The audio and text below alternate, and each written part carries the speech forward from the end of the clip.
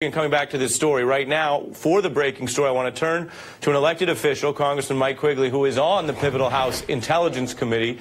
Sir, your reaction to this report, which, as I mentioned, NBC News has not independently confirmed, but ABC News reporting tonight that there is a plea deal now reached between Donald Trump's former campaign chair, Paul Manafort, and Special Counsel Mueller, that it could be rolled out as early as tomorrow's hearing. Your reaction?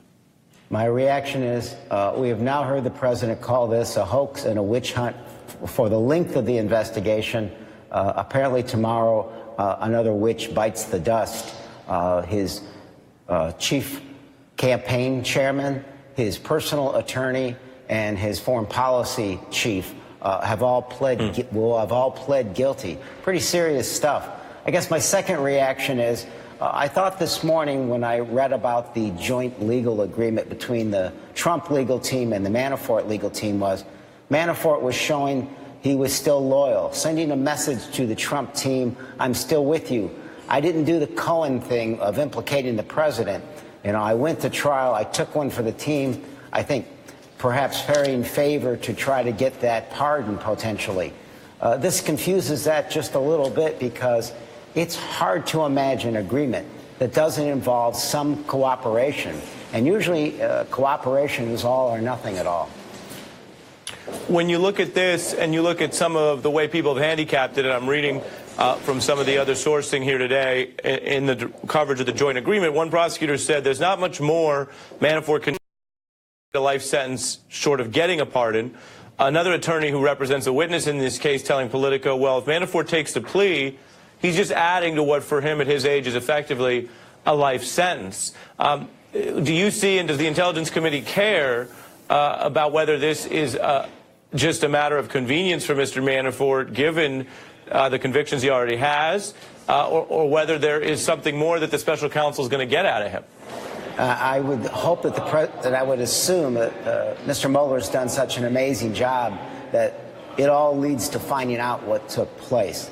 If you're asking me what the priority is of the Democrats on the House Select Committee on Intelligence, it's to find out exactly what the Russians did, who worked with them, who conspired with them, and how to prevent it in the future. I would like to think we learn a lot more. I would believe that the Manafort trial would have told the nation a lot more about how people like Mr. Manafort and others in the Trump financial world were laundering money.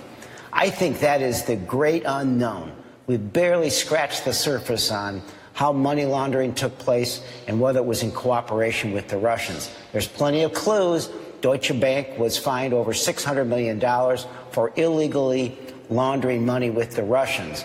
They were the bank, the lone bank financing the Trump financial world for the last decade. Congressman, if the Democrats do retake the House, do you view any negotiations for pardons or potential pardons that are issued by this president pursuant to the Russia probe as something to investigate? I think that pardons have to be taken by anybody, the American public and the intelligence community, as an attempt to blunt a criminal investigation, and also as an element of obstruction of justice. So I think if the House flips and we take nothing for granted, what we should do is the situation, see what still needs to be done. What hasn't the Mueller team done? What isn't part of their mission?